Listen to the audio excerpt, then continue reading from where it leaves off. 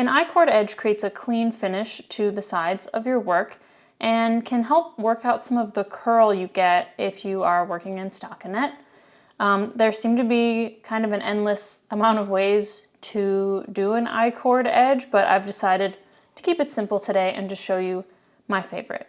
So to start, make sure you knit on 3 extra stitches to your project on both sides. So if you are working in a pattern, just make sure that they're extra and not included in however many stitches you cast on for your pattern. So this is pretty simple actually. It's just 2 rows repeated, and on the first row with these first 3 stitches, we are going to knit the first one.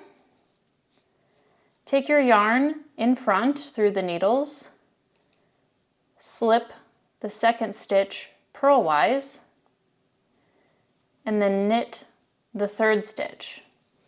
And then continue on in your pattern as normal. So for me, I'm doing stockinette, and then stop just before you have 3 stitches left. And we're going to repeat what we did at the beginning.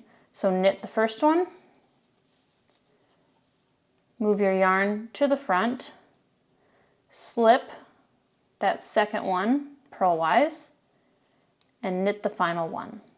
Now we will finish this up with the second side. So the first stitch, you're going to slip with the yarn in front, and the yarn's kind of already in front anyway.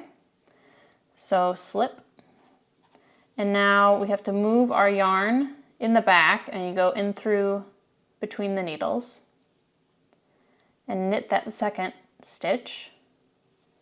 Move the yarn back to the front, slip purlwise, and then just continue on with your pattern. For me, that's purling all the way across.